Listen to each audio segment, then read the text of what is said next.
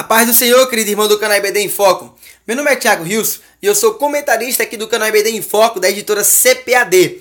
E hoje nós teremos o imenso prazer de lecionar juntamente com você, irmão, que está do outro lado da tela, de aprofundar o seu conhecimento de alguma maneira, a lição de número 2 com o tema Como os Pentecostais Interpretam a Bíblia. Eu quero agradecer desde já a cada irmão que nos assiste, que comenta os nossos vídeos, que curte o nosso vídeo, que compartilha aí na sua cidade, seja qualquer lugar onde você esteja. Quero também agradecer o irmão que comentou na lição passada, que me deu uma dica. Eu costumo sempre usar a palavra né. Isso acaba ficando cansativo, né? Olha só, acabei de repetir. Isso acaba ficando cansativo, portanto, naqueles que escutem o meu comentário. E isso se chama vício, né, de figura de linguagem, né, vício de figura de interpretação, essas coisas nesse sentido. E eu quero procurar, então, me manter em não ficar nesses vícios, né? Mais uma vez acabei de falar, mas peço desculpa e vou tentar me priorizar a trabalhar para mim conseguir corrigir esse meu erro. Amém? Então, vamos deixar aqui desse embaraço todinho aqui que me embaracei e vamos para a lição, porque eu tenho certeza que você irá sair daqui dessa lição no dia de hoje. Não sei qual dia você está estudando, se é na quarta, na quinta, na sexta, não sabe. Mas eu tenho certeza que você será abençoado por esse conhecimento que nós estamos distribuindo aqui no canal IBD em Foco. Amém? Vamos lá então para o texto do dia. Em Salmos 119, versos 11. Escondi a tua palavra no meu coração, para não pecar contra ti. Né, que houve algum erro aqui, mas é só você fazer a leitura. Escondi a palavra no meu coração, para não pecar contra ti. A síntese, que é a coluna da nossa lição, que é a coluna de como nós iríamos interpretar essa lição, nos diz assim: ler a Bíblia de forma correta é importante não apenas para que entendamos perfeitamente a sua mensagem, mas também para que a praticamos. Qualquer cristão, prezado ouvinte do canal IBD em Foco, que vai levar a sério a vida com Deus, a vida cristã, vamos dizer assim, uma comunhão inteira com Deus, ele precisa ter uma coisa em sua mente. É preciso dedicar-se algum tempo do seu dia a dia para dedicar aquele tempo em ler a palavra do Senhor, em ler as Escrituras. Até porque há uma necessidade em nossa alma, dentro de nós, dela ser alimentada. E não é com oração, com todo respeito a quem gosta de orar, né? Não é com oração que nós alimentamos a nossa alma. A Bíblia não ensina que é com oração que alimentamos a nossa alma. A Bíblia ensina que é a própria palavra de Deus que traz alimento para a nossa alma. É a própria palavra de Deus que sacia a nossa fome. Amém? Portanto, qualquer pessoa que não gosta de ler a Bíblia, mas que gosta de ensinar, qualquer pessoa que não gosta de ler a Bíblia, mas que gosta de corrigir as pessoas, essa pessoa está equivocada. Se você quer ser um professor por excelência, se você quer ser um pregador por excelência no meio cristão, ou em qualquer segmento, você tem que ler aquilo que você quer ensinar para as pessoas. Ou seja, se eu quero fazer um bolo, não tem como eu fazer um bolo se eu não tenho a receita daquele bolo. Portanto, como é que eu vou ensinar para as pessoas sobre Cristo, sobre a pessoa do nosso Senhor Deus Todo-Poderoso, se eu não tenho a receita em minha mente? E como é que eu tenho essa receita? Na realidade, eu tenho até a receita, mas eu não li essa receita. Então, como é que eu vou fazer esse bolo? Então, o que acontece? É por isso que eu tenho que ler as Escrituras. Porque quando eu leio a Escritura, eu estou apto a passar aquilo para as pessoas, a passar aquilo que eu aprendi, a passar aquilo que eu entendi, por ser mais exato. Então, nós não vamos ler a Bíblia somente também para agregar em nosso conhecimento. E isso é um fato. Tem muita gente por aí que somente lê a Bíblia porque eles gostam de ter algum conhecimento a mais. Mas não, nós entendemos que quando eu leio a Bíblia, eu leio porque eu quero buscar um conhecimento. E quando eu busco esse conhecimento ele vai transformar em uma conduta, ou seja, em uma prática de vida. Vamos dizer assim, eu leio a palavra do Senhor, eu aprendo, eu agrego um conhecimento na minha vida, mas esse conhecimento ele vai colocar no meu coração um desejo de prática. Então, se eu leio a palavra de Deus, eu vou procurar praticar aquilo que a palavra de Deus está nos mostrando. Vamos deixar um pouco aqui de papo no começo da lição.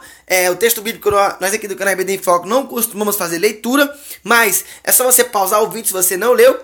Leia Atos capítulo 2, versículo 1 ao 3, aquele momento do dia de Pentecostes, que todos nós conhecemos esse texto porque é um texto muito pregado no nosso dia a dia. Mas se você não leu, pause o vídeo, leia, porque esse texto é o texto base, né, da nossa lição.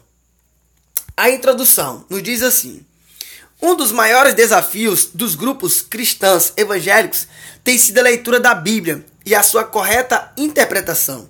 A forma como vão expor seus ensinos e principalmente aplicá-los depende então da maneira como leem e interpreta as Sagradas Escrituras.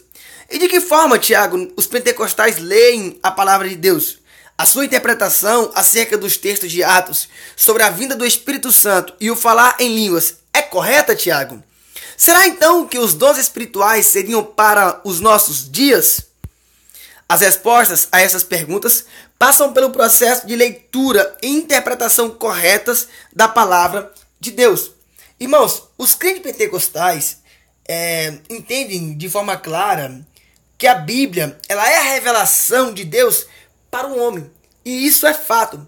Se você perguntar para qualquer crente, para qualquer pessoa de qualquer instituição, o que a Bíblia é para ele, se a Bíblia é uma revelação de Deus, se a Bíblia ou ela é uma revelação do homem, todo crente vai falar que a Bíblia é uma revelação de Deus. Ela foi escrita por homens, sim, mas ela foi inspirada pelo Espírito Santo.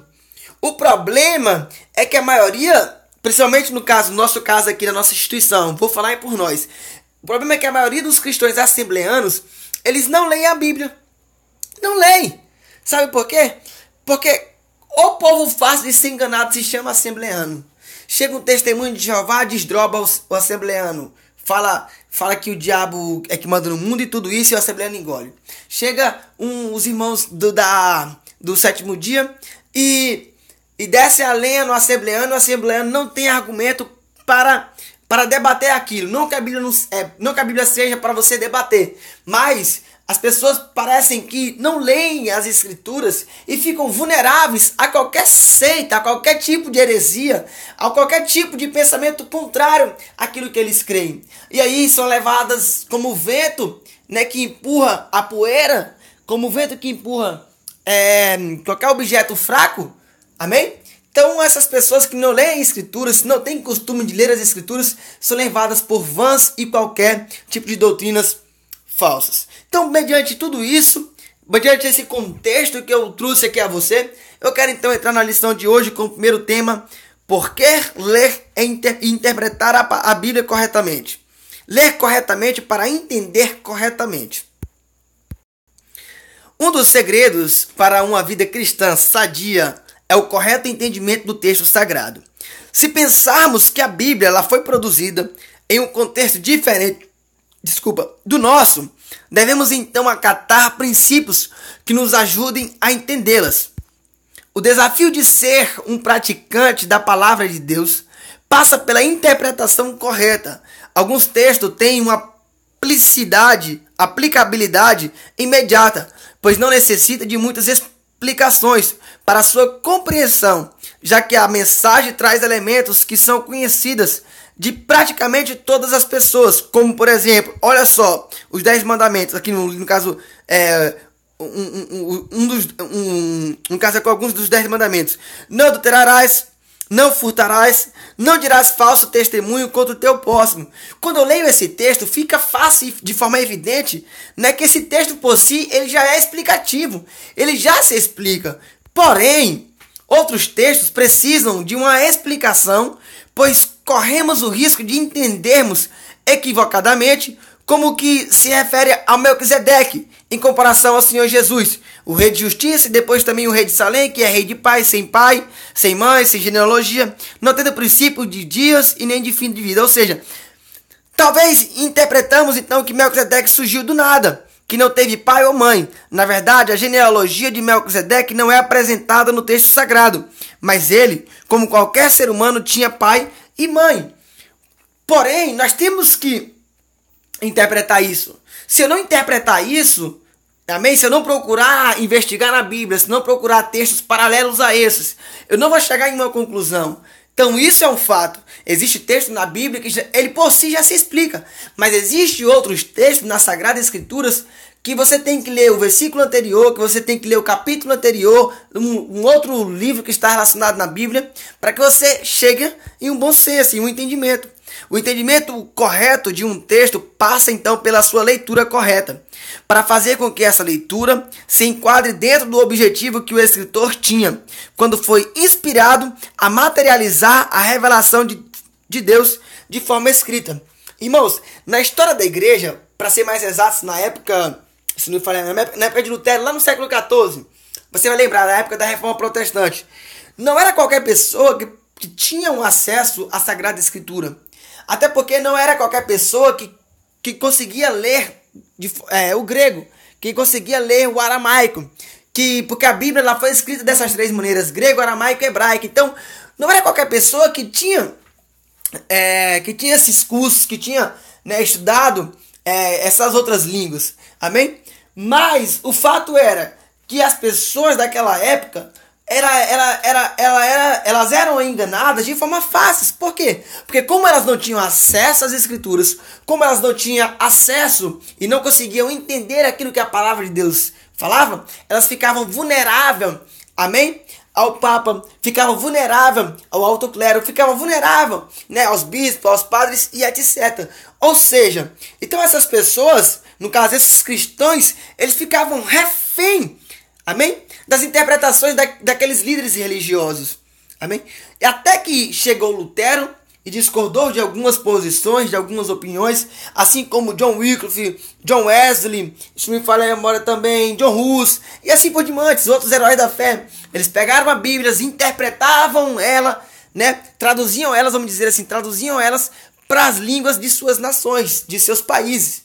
Até que chegou então nos dias de hoje.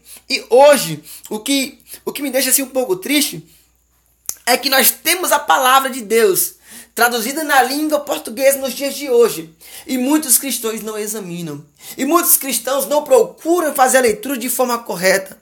E ficam aí se submetendo a explicações de pastores, de doutores e de etc. E não procuram examinar, como Paulo falou para Timóteo, examinar tudo. Absorve aquilo que é bem. Absorve aquilo que realmente vem de Deus. E está abstendo aquilo que é mal. Amém? Ou seja, então o entendimento correto de um texto vai passar pela sua leitura correta. Mas lembra que eu falei, no século XIV não tinha como as pessoas ler de forma correta. Por quê? Porque eles não tinham a palavra de Deus em seu acesso. Já hoje, nós temos a palavra de Deus e pouco fazemos caso disso. A Bíblia às vezes fica empoeirada no nosso pátio, na nossa casa, fica lá dentro de uma sala, fica dentro de um me fugiu aqui a palavra aqui agora, mas de um rack, e toda empoeirada, e anos e anos sem você pegar nela. Quando você pega, às vezes é só para você levar para o culto, e nem no culto você abre para fazer leitura juntamente com o pregador. Então devemos ler a palavra de Deus, e ler não somente por ler, mas ler para que nós possamos pegar dessa palavra um aprendizado, para que esse aprendizado possa trazer uma vida melhor para mim, e uma comunhão ainda maior para diante de Deus. Segundo subtópico, ler corretamente para ensinar e para aplicar aquilo que nós estamos lendo. Um dos propósitos da leitura correta das Escrituras é o ensino correto dela. Isso é fato. Se uma leitura e interpretação do texto sacro forem dirigidas por premissas equivocadas, tais premissas acarretarão um ensino equivocado da palavra de Deus. Por sua vez, o ensino equivocado vai trazer então práticas equivocadas e danosas para a Igreja de Cristo. Ao longo do texto sagrado, Deus usa seus servos para que exortem o seu povo a que pratiquem obras corretas e vivam uma existência que agrada a Deus. Cremos que quando Deus inspirou os escritores a redigirem o texto sagrado, Ele o fez para que a sua vontade fosse praticada. Para que sua vontade fosse praticada. 2 Timóteo, capítulo 3, versículo 16 e 17. Irmãos, acredito que um dos maiores propósitos, eu acredito que um dos maiores propósitos da leitura correta da palavra do Senhor, da leitura correta da Bíblia, é o seu ensino ser de forma correta. Se eu leio a Bíblia de forma equivocada, eu vou levar às pessoas uma informação equivocada. é como está no dia de hoje. Hoje nós vemos aí grandes fake news sendo espalhadas dia após dia. E as pessoas compartilham esses fake news.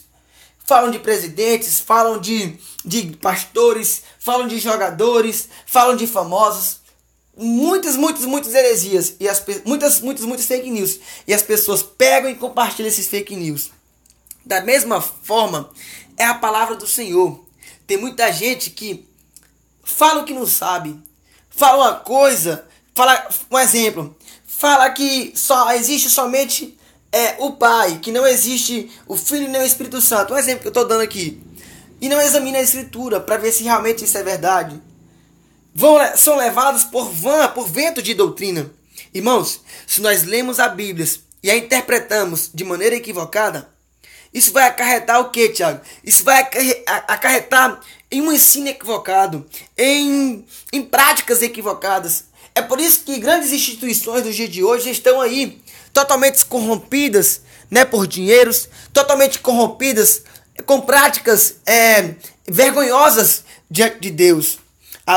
Então, quando nós, né, comprometemos assim a ensinar a alguém, quando o pastor ele se compromete a ensinar em um culto de ensino, quando um pregador ele se compromete a participar de um culto de ensinamento, quando eu, professor Tiago, quando você é professor em sua escola dominical, se comprometeu no começo do ano em ser professor da sua escola dominical, nós também temos que ter uma coisa em nossa mente. Devemos nos comprometer a ter uma dedicação árdua ao estudo. Devemos nos comprometer em dedicar horas de nossos dias, né, em examinar as Escrituras, em buscar um conhecimento, para que quando eu levar para o meu aluno um conhecimento, eu leve um aluno que venha saciar a sua fome.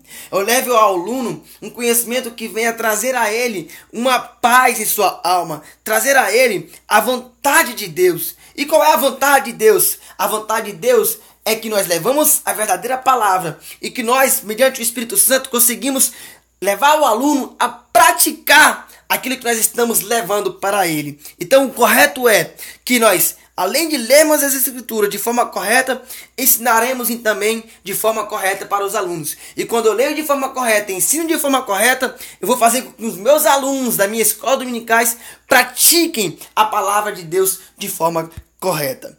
Terceiro subtópico aqui para nós encerrarmos o primeiro tópico. O respeito para com o texto sagrado. Deus, ao expirar seus servos, né? Deus, ao expirar os seus servos a que escrevesse a sua palavra, o fez em um contexto diferente do nosso. A Bíblia não foi escrita em nenhuma versão em português do século 21. Meu amigo, se existe alguém na sua igreja que acredita que a Bíblia foi escrita no século 21, papai do céu, tá bom desse rapazinho aí, ele passar um pouco, pelo menos a ler o credo da nossa igreja, né? Então, ou seja, ela foi escrita em pelo menos 3 línguas diferentes. Eu falei lá atrás, o hebraico, o grego e algumas porções em aramaico. Homens em posições sociais diferentes, lugares diferentes, em tempos diferentes, compuseram então o texto em que temos hoje em nossas mãos. O cristão cuidadoso vai ler o texto sagrado, estudando então o contexto em que a Escritura ela foi produzida. Ou seja, isso é uma regra, prezado ouvinte do canal IBD em Foco, né? O que é uma regra, Tiago? Né? O respeito pelo texto sagrado, a época que o texto foi escrito. Moço, eu fico encabulado com alguns pregadores quando vão pregar, e eles leram um versículo de forma isolada e pregam sobre aquele versículo, né? E andam durante toda a sua mensagem, colocam vários temas e ficam somente arrodeando e sequer contextualiza aquele versículo, quem escreveu, quem falou, em qual momento foi, aonde foi.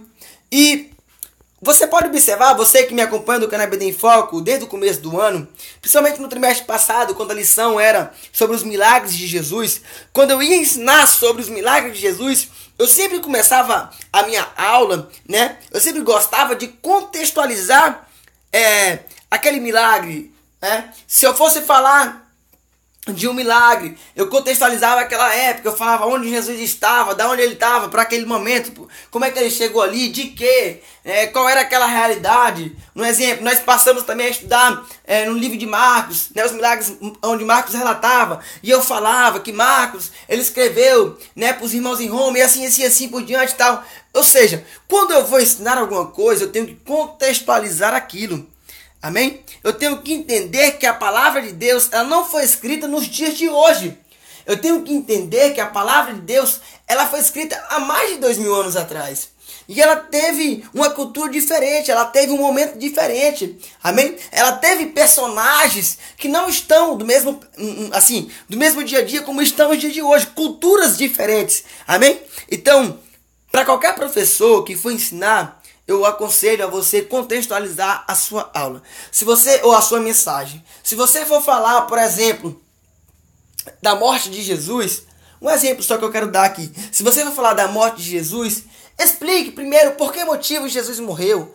É claro que o maior motivo foi para perdoar os nossos pecados, mas explica de como é que foi que aconteceu tudo aquilo. Fala para os seus ouvintes, um exemplo. Fala para os seus ouvintes que naquela época era libertado ali um preso e as pessoas preferiram escolher Barrabás do que Jesus. E aí você vai contextualizando a sua mensagem e você vai fazer com que os seus alunos passem a dar um pouco mais de credibilidade naquilo que você está ensinando. Amém? Então vamos respeitar sim o texto sagrado. Vamos para o tópico número 2, porque eu estou atrasando muito aqui e já está comendo muito meu tempo. Como pentecostal lê a Bíblia. Primeiro subtópico, privilegiando o texto primeiramente na sua literalidade.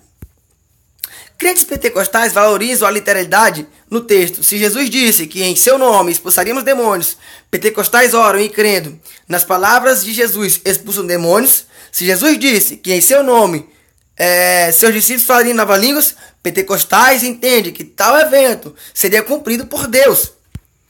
Há textos cujo sentido é figurado, como no caso em que Jesus disse que ele era a porta, o caminho, a verdade, a vida, o pão do céu.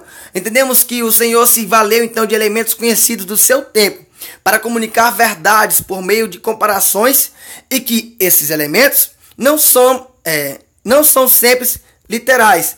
O que não se pode é acreditar que no processo de interpretação da Bíblia podemos então mudar as regras conforme a nossa conveniência. Olha só, privilegiando o texto primeiramente na sua literalidade. Irmãos, acreditamos, nós pentecostais, nós que gostamos um pouco mais de estudar a palavra do Senhor, nós acreditamos que os eventos que no caso aqui essa lição, ela pelo menos que é o que eu acredito, que essa lição ela vai citar, amém?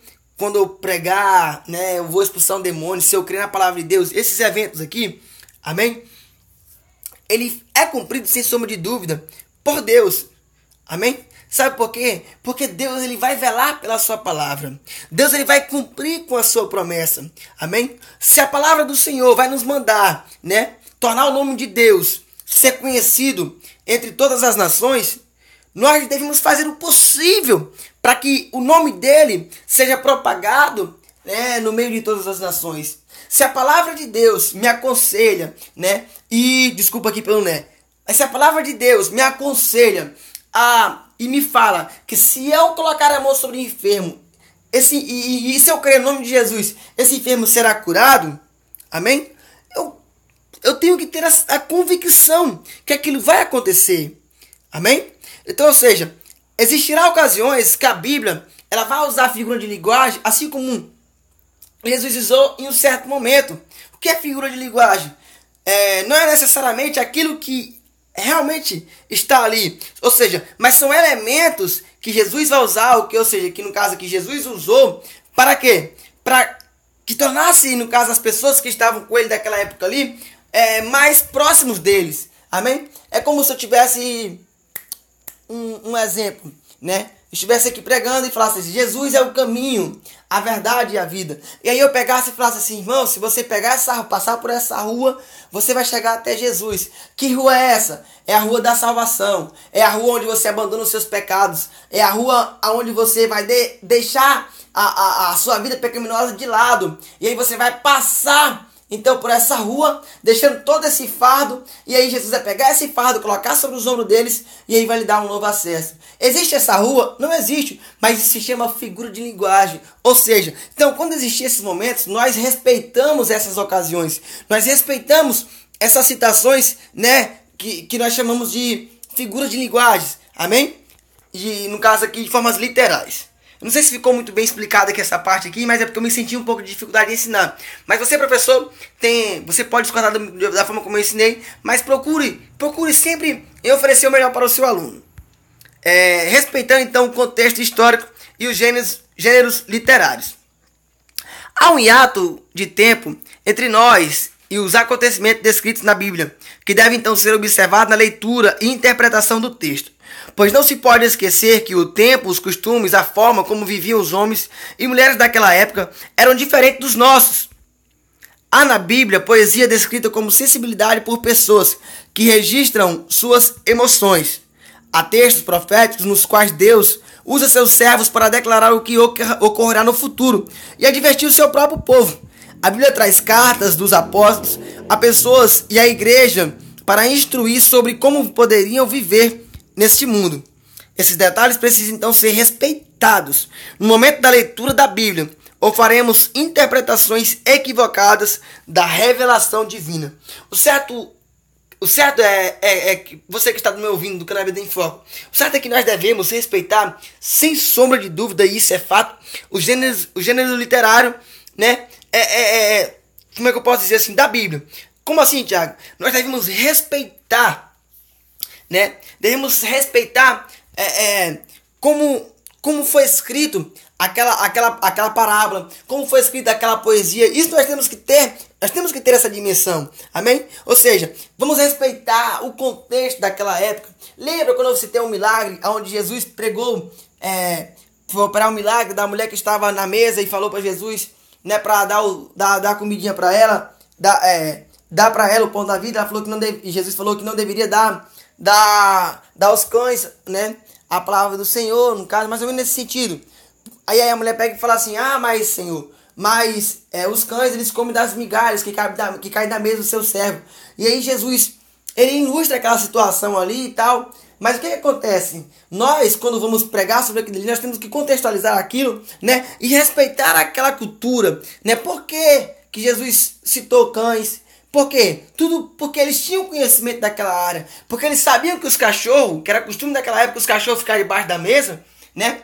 Para ficar comendo das migalhas que caíam. E até no dia de hoje. No dia de hoje, cai os pães na mesa, quando as crianças estão merendando, né? E o que a gente faz? A gente dá para os cães, a gente dá para o gatinho da gente. Ou seja, então nós temos que respeitar o contexto, respeitar a história, respeitar se o texto sagrado ele foi escrito de forma poética, de forma, né, literária e assim por diante. Entendendo que a Bíblia é a palavra de Deus. Crentes pentecostais consideram a Bíblia como a palavra de Deus. Isso implica reconhecer que a chamada revelação escriturística se completou com o encerramento do cânon e que qualquer outra revelação trazida por meio intelectual ou por dons espirituais precisa se curvar à revelação inspirada por Deus em sua palavra. Cremos que Deus, para a edificação da igreja, concede dons espirituais que podem trazer eventualmente novas diretrizes. Mas nenhuma revelação trazida em nossos dias pode ser entendida como sendo da parte de Deus, se estiver contrária ao que o Senhor já declarou em sua palavra. Irmãos, leia na sua classe a declaração de fé, né? A sua declaração de fé. Na declaração de fé da Assembleia de Deus, tem uma parte lá que vai falar que nós cremos, né? Que nós cremos e professamos. Lembra dessa parte? Que nós cremos e professamos e ensinamos que a Bíblia, no caso, que a Bíblia Sagrada, ela é a palavra de Deus, ela é a única revelação escrita por Deus e dada pelo Espírito Santo para que o homem pudesse estar. Então, ou seja, leia essa declaração de fé na sua classe de aula quando você explicar esse tópico. Amém? O livro de Atos descritivo ou prescritivos. Vamos aprender então um pouco aqui sobre o terceiro tópico, amém? Para nós encerrarmos a nossa lição. A ação do Espírito Santo na igreja. O livro de Atos recebe esse nome por ser o registro dos feitos do apóstolo após a ascensão de Jesus. Mas acima de tudo, é registro dos atos do Espírito Santo na igreja e por meio dela. Lucas não apenas se preocupa em registrar o crescimento da igreja, mas também a forma com que Deus agia para que a mensagem do evangelho transformasse pessoas e fizesse crescer, a igreja. Os escritos, irmãos, perto do 22 que era em foco, quando Lucas, ele vai relatar aquele livro de Atos, então esses escritos que Lucas relatando, no caso do livro de Atos, que no caso Lucas aqui é o mesmo que relatou o livro dele, Dr. Lucas, né? Nós temos que entender que ele foi realmente inspirado por Deus. Amém? E, portanto, não vai haver aqui indícios que o livro de Atos tenha sido escrito assim, como é que eu posso dizer, para ser somente observado, né? De forma como é que eu posso dizer, de forma meramente histórica. Não.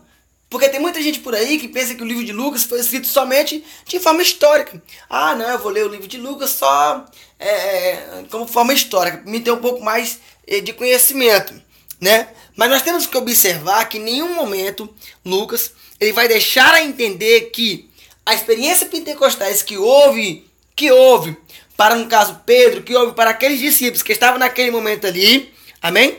Deixaria de ser o quê? Um parâmetro para experiências iguais no futuro. Ou seja, eu não vou nem me estender aqui, porque aqui já nesse segundo subtópico já vai nos dar aqui como é que eu posso dizer assim? Uma continuação daquilo que nós estamos aprendendo no subtópico primeiro. Olha só, por ocasião da descida do Espírito Santo no cenáculo, Pedro não hesitou em atribuir o fato à profecia de Joel, de que o Espírito de Deus seria derramado em toda a carne. O derramamento do Espírito de Deus é para os nossos dias. Se examinarmos bem as Escrituras, veremos que tanto Jesus quanto os discípulos conheciam a palavra e a interpretavam de forma correta. Irmãos, vai existir muitas instituições por aí que vai interpretar, que vão afirmar, né, aquilo que Pedro pregou. O que foi que Pedro pregou?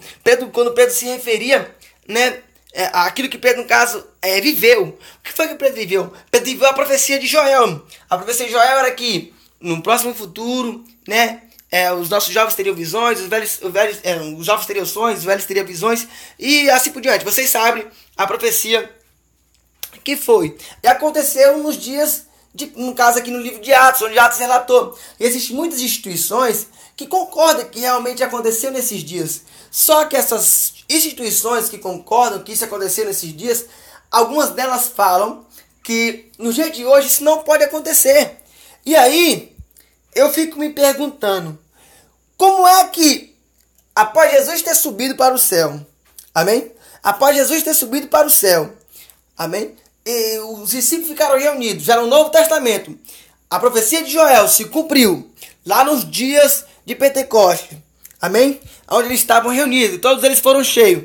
Eu não vejo dificuldade em entender que isso pode acontecer nos dias de hoje. Que pessoas nos dias de hoje podem falar em línguas estranhas. É claro que a própria palavra do Senhor nos adverte que se nós falarmos em línguas estranhas, né, de forma, vamos dizer assim, no meio de um culto, se não tiver ninguém que a interprete, é melhor que essa pessoa cale. Por quê? Porque não vai estar edificando a igreja. Não vai estar edificando a igreja de um modo geral. Amém? Então, o fato é, quando eu falo em língua estranha, eu tenho que interpretar aquilo que eu estou falando. Amém? Porque se eu não interpretar, ou se não tiver ninguém para interpretar, é melhor que eu cale. Então eu não vejo dificuldade em entender que, assim como aconteceu nos dias de Pedro, quando Pedro estava no dia de Pentecostes, eu não vejo dificuldade em entender que isso pode acontecer também no dia de hoje, até porque eu vivencio isso já acontece comigo, e graças ao meu bom Deus, eu tenho isso como momentos inesquecíveis, quando eu falo em línguas estranhas, quando eu vejo alguém curar alguém, ou quando eu oro e vejo uma pessoa estando curada. Para encerrarmos aqui essa lição, nós temos o terceiro subtópico. Atos, ele é um livro descritivo ou prescritivo? Vamos lá? Essa é uma questão que precisa ser entendida, a fim de que olhemos o livro de Atos como mais do que um livro de história. Quando dizemos que o livro de Atos é meramente uma descrição do que se passou nos primeiros 35 anos da igreja, queremos dizer que a sua narrativa serve somente de registro histórico e que não tem a intenção de indicar que os eventos iniciados pelo Espírito Santo devem se repetir em nossos dias. De acordo com essa possibilidade de interpretação, e que não tem a intenção de indicar que os eventos iniciados pelo Espírito Santo devem se repetir em nossos dias, as línguas, as curas, no caso o dom de cura, né? A operação de milagres, revelações e outras ocorrências não deveriam então ser ocorrentes na igreja de nossos dias, pois o livro de Atos tem caráter meramente descritivo nesse pensamento. Mas se o livro de Atos tiver caráter descritivo e prescritivo, então podemos crer que as experiências relatadas por Lucas podem se repetir em nossos dias.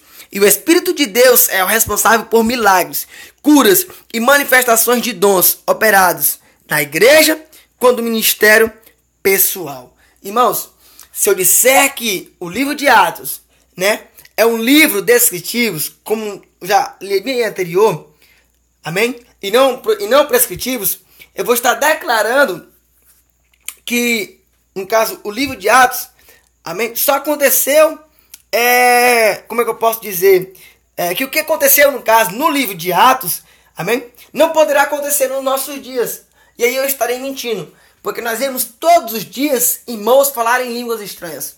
Nós vemos todos os dias um relato de alguém que estava enfermo e foi um irmão na sua casa e o curou. Ou seja, o que nós temos que entender é que o livro de Atos, ele vai ter uma finalidade tanto descritiva como prescritiva. Amém? E que serve então de exemplos para os nossos dias a dias. Isso é um fato. Então nós temos que entender isso, que os discípulos, eles pregavam.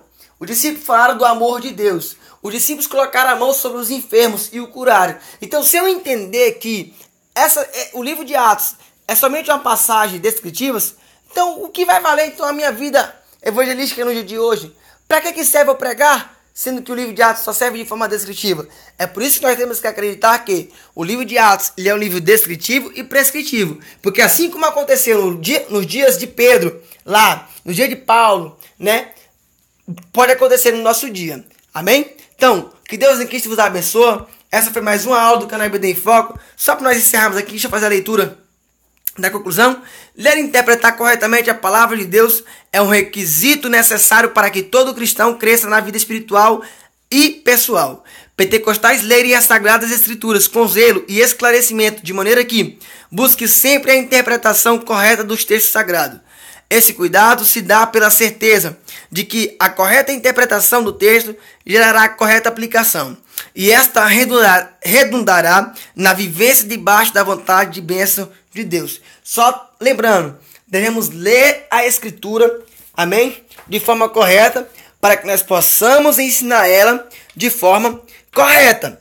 Nessa lição, amém? Nós compreendemos a importância de nós lermos a palavra de Deus de forma correta e interpretar ela de forma correta. Nós mostramos também nela como é que os pentecostais a interpretam a Bíblia. E outra coisa, nós fomos conscientizados quando nós lemos elas, amém? De que o livro de Atos, ele é tanto descritivo como prescritivo. Então, que Deus de Cristo os abençoe. Baixe os nossos slides, entre em nossa plataforma www.ibdinfoco.com. Comente nosso vídeo se você gostou, se você não gostou, se você tem algo a nos corrigir. Ficarei grato por isso. E se você puder, compartilhe nosso vídeo para que outras pessoas possam então ter acesso a este material, para que essas pessoas possam ser abençoadas. Amém.